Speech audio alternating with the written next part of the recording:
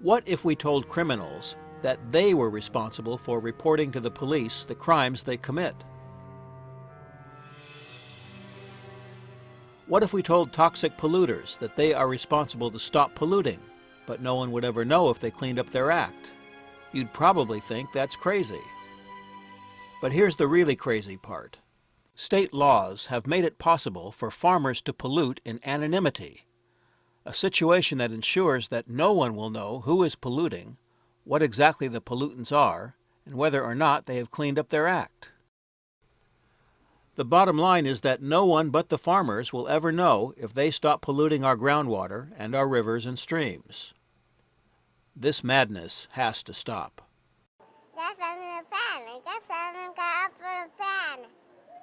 Our children and grandchildren have a right to expect an inheritance of a healthy environment. That the water they drink is clean and fresh, not tainted with agricultural chemicals. That Central Valley waterways are not a repository for the toxics that comes from growing crops. But unless you get involved, unless you raise your voice, the biggest water polluters will be given the gift of being free from having to clean up their act. They will be able to say, "We don't pollute." And no government agency will check to see if they are telling the truth.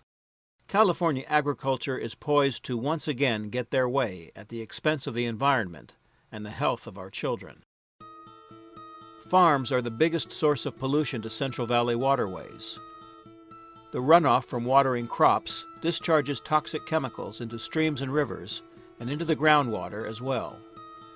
This sad state of affairs poses a continuing health threat to drinking water supplies throughout the Central Valley and Southern California.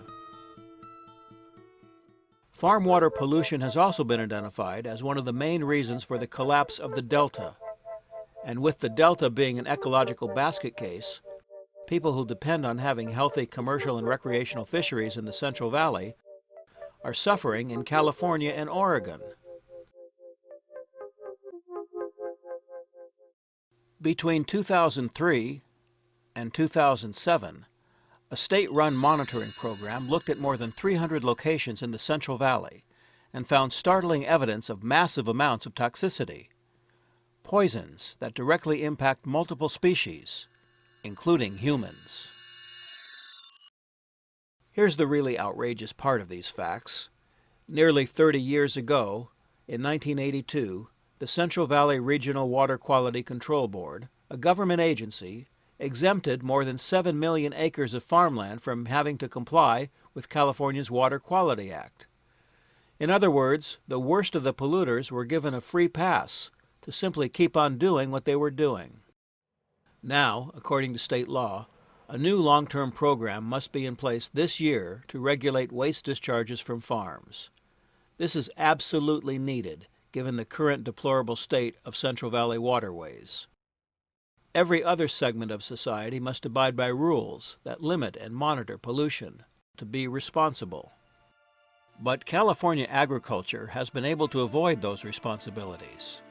Rules have allowed farmers to join coalitions that shield their individual identities or identify what they discharge and what they are doing to reduce pollution, truly giving meaning to the old phrase of the fox guarding the henhouse. It's time for agriculture to abide by rules that everybody else has to follow. Unfortunately, despite the obvious damage to our ecosystems, our Water Quality Agency is proposing an extension of business as usual. Join the California Sportfishing Protection Alliance and a broad coalition of environmental and fishing groups in a campaign to require farm owners to comply with reasonable discharge requirements to control discharges from their land. It's the right thing to do, and it's way past time to do it.